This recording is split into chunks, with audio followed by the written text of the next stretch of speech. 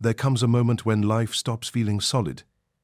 Not because it's breaking, but because you are. You wake up one day and something feels off. Not wrong, just unfamiliar. The world looks the same, yet you don't fit inside it the way you used to. Your routines feel hollow. Your conversations feel rehearsed. Your goals, once so clear, now feel like someone else's dreams stitched onto your body. And the strangest part, you can't explain it to anyone. Because this isn't depression. It isn't burnout. It isn't a crisis you can fix with motivation or discipline. It's deeper. It's the quiet collapse of an identity that kept you safe for too long. You start noticing the silence between your thoughts. The discomfort when you're alone. The subtle grief that appears for no obvious reason. This is where most people panic. They distract themselves. They numb it. They run back to familiar pain because uncertainty feels like death, is the version of you that learned to survive by shrinking. This moment, this unsettling pause, is not destruction. It's initiation.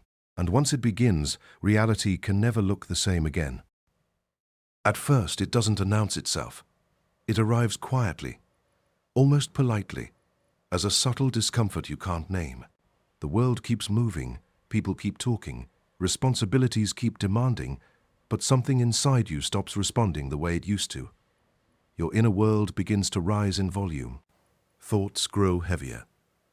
Silence feels thick, almost pressurized. Moments of stillness stretch longer than expected, and when you're alone, you don't feel empty. You feel full, as if something inside you has been waiting years for this space to speak. You begin noticing patterns you once ignored, the same emotional reactions, the same types of people pulling the same wounds, the same endings wearing different faces. This is the unconscious stepping forward, not to punish you, but to be acknowledged. What was once buried for survival is now demanding integration. For a long time, your psyche learned that feeling too much was dangerous, that needing was weakness, that authenticity threatened belonging. So parts of you went underground, not dead, just dormant. Now they are knocking. A song stirs something in your chest. Your body reacts before your mind can explain why. It is remembrance. Your nervous system is reprocessing unfinished emotional experiences. Moments where you had to adapt instead of express, survive instead of feel. These are not thoughts. They are imprints. And they live in the body, waiting for safety to return so they can finally be released. That's why the world starts to feel distant, because your attention is being pulled inward toward integration rather than distraction. You may feel disoriented, unmotivated, detached from goals that once defined you. But this is not laziness or loss of direction. It is the psyche withdrawing energy from external performance to repair internal fractures. This is the beginning of self-contact, and it can feel frightening, because when the inner world becomes louder, the masks grow heavier. The identities you once relied on start to crack. You realize how much of your life was built around being acceptable, useful, agreeable, rather than real. Yet beneath the discomfort is something ancient and intelligent awakening. A deeper self that doesn't want perfection, only truth. This stage often feels like confusion, but it is actually clarity trying to emerge through layers of conditioning. The mind resists. The ego panics, but the soul recognizes the moment. Because once the inner world speaks this loudly, it will not return to silence. You are no longer asleep to yourself. And that, even if it feels unbearable, is the first irreversible step toward becoming whole. If you want, I can continue with Sign 2-7 in the same depth, or shape this into a full cinematic narration with pacing cues and emotional beats. At first, it feels like something has gone wrong with you. The things that once pulled you forward no longer do. The goals you chased with urgency now sit quietly, untouched, like relics from a past life. What once thrilled you now feels strangely empty. You try to recreate the excitement, the ambition, the hunger, the dopamine rush, but it doesn't return. And that absence can feel terrifying. You may wonder if you've become numb, lazy, or broken. But this is not boredom, and it's a sign of growth. What is dissolving is not desire itself, but the false self that once depended on it to survive. For a long time, your wants were shaped by necessity rather than truth. You desired what kept you safe, what earned approval, what promised belonging, what protected you from rejection or abandonment. Those desires were never wrong. They were intelligent adaptations. They helped you survive environments where authenticity was risky. But survival desires have an expiration date. When the nervous system begins to feel safer, it no longer needs to chase validation to stay alive. The reward system rewires. What once felt exciting now feels hollow because it was never aligned with who you actually are, only with who you needed to be. This is where grief enters quietly. You grieve the version of yourself that tried so hard. You grieve the dreams that carried you through loneliness. You grieve the identity that gave your suffering meaning. And grief is confusing because it looks like apathy from the outside. But inside, something profound is happening. Your psyche is withdrawing energy from false pursuits. This is the psyche saying, "We cannot keep pretending this fulfills us." The danger in this stage is misunderstanding it. Many people panic here and go backward. They double down on old desires, chase intensity, recreate chaos. Anything to feel alive again. But intensity is not aliveness. It's often just unhealed pain in motion. True desire is quieter. It doesn't scream or beg. It hums beneath the noise, waiting for space. As the old cravings fade, a strange emptiness opens, not as punishment, but as preparation, an empty field where something more honest can grow.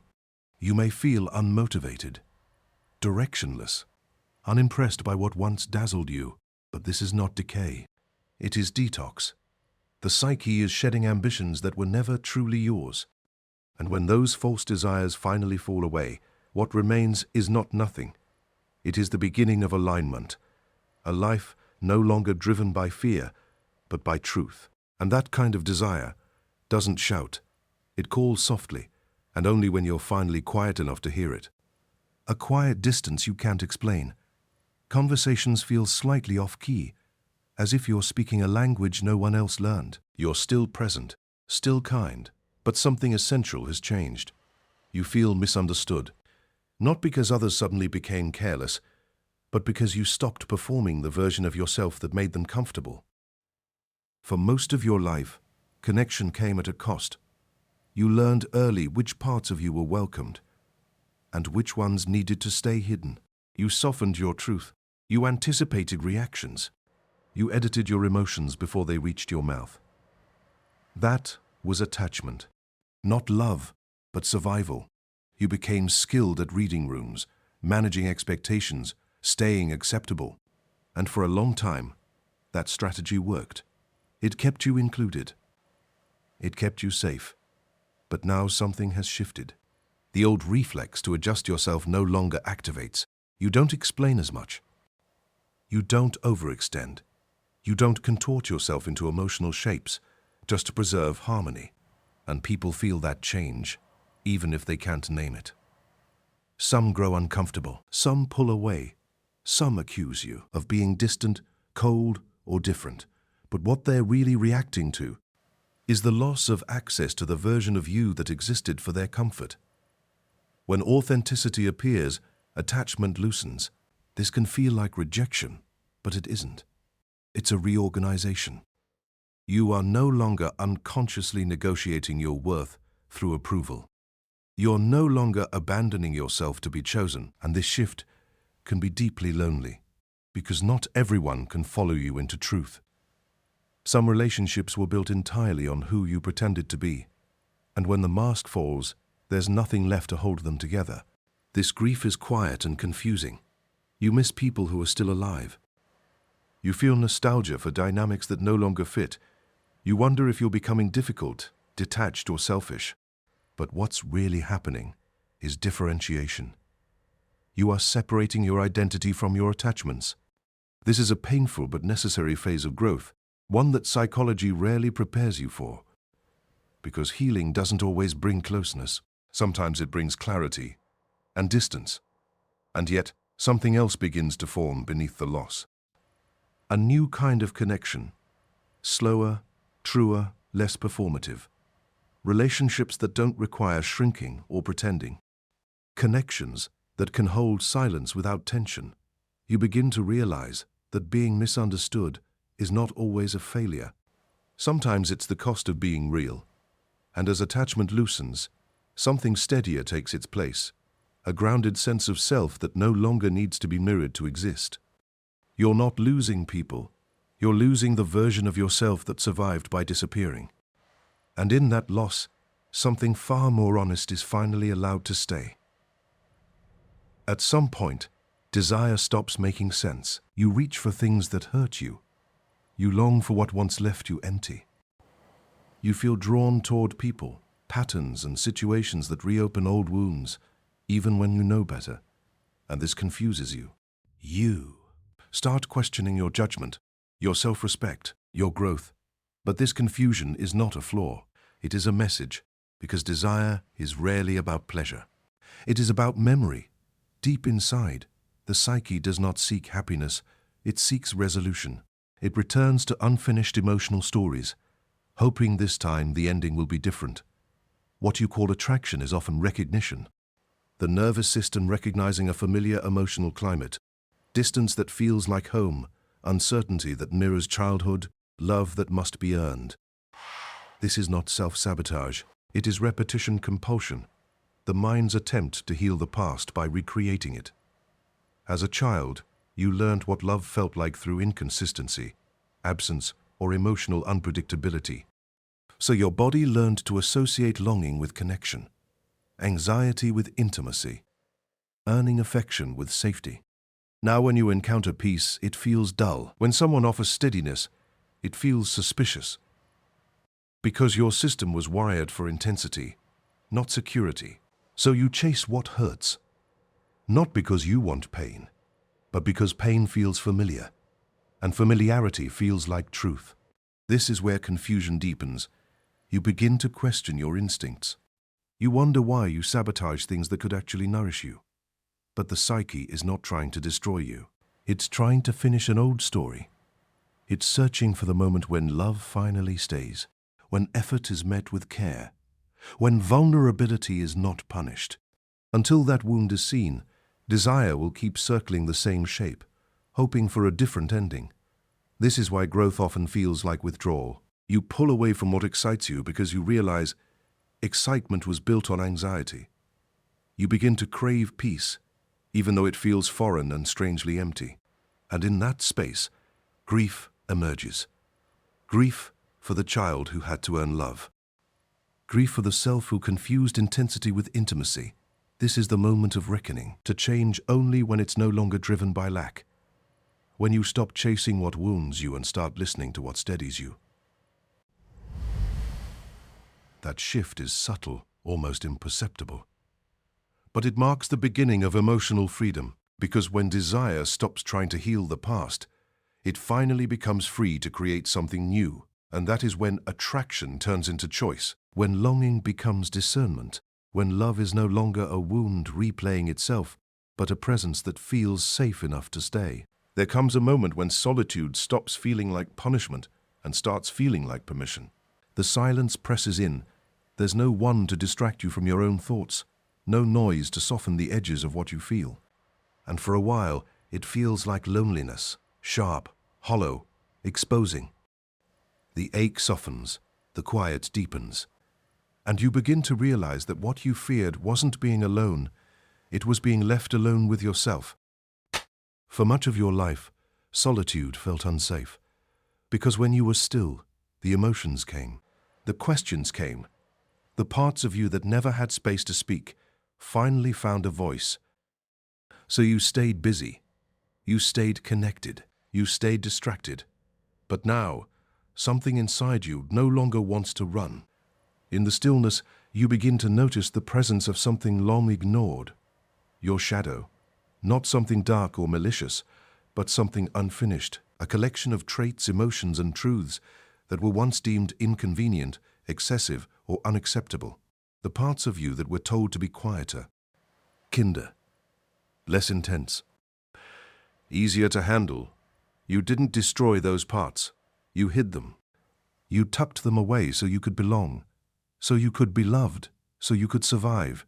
And now, in the silence, they return, not to haunt you, but to be known. You begin to feel emotions without rushing to explain them away. Anger without justification. Sadness without apology. Longing without shame. This is where solitude becomes sacred. Because without an audience, you stop performing. Without expectation, you start listening. And in that listening, you discover that your shadow was never your enemy. It was your protector, carrying the weight you weren't allowed to hold consciously. This is the paradox of solitude. The more time you spend alone, the less alone you feel. Because you are finally in honest relationship with yourself. The world taught you that worth comes from visibility, productivity, connection. But solitude teaches you that worth exists even in stillness. Here, you don't need to be impressive. You don't need to be palatable. You don't need to be anything at all. And in that absence of performance, something real emerges. You begin to sense your own boundaries, your own rhythm, your own emotional weather. You start trusting your inner voice, not because it's loud, but because it's steady. This is where integration begins. Not by fixing yourself, not by becoming better, but by allowing all parts of you to exist without exile. Solitude becomes sacred when you realize it's not separation, it's reunion. A return to the self you were before the world told you who to be. And in that quiet communion, you finally understand. You were never broken. You were just unheard. At some point, ambition begins to feel heavy, not because you failed, but because you've succeeded in ways that no longer nourish you. What once drove you now exhausts you. The chase, the metrics, the validation, they start to feel hollow, like applause echoing in an empty room. You achieve what you once wanted and feel strangely untouched by it. This is not burnout. It's disillusionment. The kind that comes when you realize the ladder you've been climbing is leaning against the wrong wall. For a long time, ambition kept you alive. It gave shape to your days, direction to your effort, meaning to your pain. It told you that if you just worked harder, proved yourself more clearly, you would finally be safe, seen, enough. But ambition born from fear has an expiration date. Eventually, the soul begins to resist living as a performance. It grows tired of chasing symbols of worth instead of experiencing worth itself. You begin to notice a quiet resentment towards success. Not because success is wrong, but because it asked you to abandon parts of yourself to earn it. You start asking different questions. Not how far can I go, but at what cost? And this is where the shift happens. Meaning begins to replace ambition. Meaning doesn't shout. It doesn't compete. It doesn't need witnesses. It speaks softly, through alignment rather than achievement. Through work that feels honest rather than impressive. Through days that feel coherent instead of performative. You realize that much of what you once chased was an attempt to outrun a deeper emptiness, a longing to feel valuable without having to prove it. And when that realization lands, something inside you loosens. You stop measuring yourself against imagined expectations. You stop treating life like a resume. You stop asking, how do I look? And start asking, does this feel true? This is not a loss of drive, it's a refinement of it. Your energy stops leaking into places that drain you. Your efforts become quieter, more deliberate, more embodied. You begin to choose depth over scale, integrity over applause, presence over prestige, and perhaps most unsettling of all, you become okay with being misunderstood. Because alignment requires honesty, and honesty often disrupts narratives others had about you. But in that disruption, something steadier forms, a life that feels internally consistent, a sense of purpose that doesn't need constant reinforcement. Success, redefined, becomes the ability to live without self-betrayal, to move through the world without shrinking or performing, to know that what you're building may not impress everyone, but it won't abandon you either. And when ambition dissolves into meaning, you realize something quietly revolutionary. You were never meant to climb endlessly. You were meant to belong to your own life. You no longer ask, "Who should I be?" The questions that once defined your life, the comparisons, the measures, the ways you tried to fit into molds you never truly belonged to, start to feel hollow. Instead, a different question emerges. What have I been running from? And this question is terrifying, because it is intimate, because it doesn't allow distraction, because it points straight to the places you have hidden, denied, or softened to survive. It asks you to face the parts of yourself you never introduced to the world, the rage you learned to stifle, the grief you tucked under smiles, the yearning you disguised as ambition, the innocence you abandoned to prove you could endure. For years you have been running, from shame, from fear, from disappointment, from the parts of life that left you trembling. And now, the running is over. You start to notice it in subtle ways. You hesitate less in silence. You pause before reacting. You feel discomfort, yes, but instead of fleeing, you observe it. And in that observation, a strange alchemy occurs. You begin to integrate. You recognize that all the masks, all the compromises, all the frantic striving were not failures. They were attempts to survive. They were strategies born out of love for a child who had no choice but to shrink, to hide, to perform. And now you return to that child, not to rescue them, not to fix them, but to acknowledge them, to let them speak, to let them exist. This is integration. Integration is not perfection. It is the recognition that your shadows, your wounds, your contradictions, and your desires are all part of a singular self. It is the release of the need to answer to every expectation. It is the quiet refusal to shrink for comfort. And as this integration deepens, you feel a profound shift. The frantic searching ends. The performance stops. The old question, "Who should I be?" becomes unnecessary, almost absurd. Because now, for the first time, you are asking the questions that matter. You are asking, where have I hidden? What have I ignored? Which parts of myself have I abandoned to survive? And in asking, you find clarity. You realize that reality is no longer external. It begins within. The world mirrors the integration you carry. Your relationships, your desires, your ambitions all begin to align with the self that has finally stopped running. This is not collapse. This is awakening. This is wholeness. You are no longer fractured. You are not lost.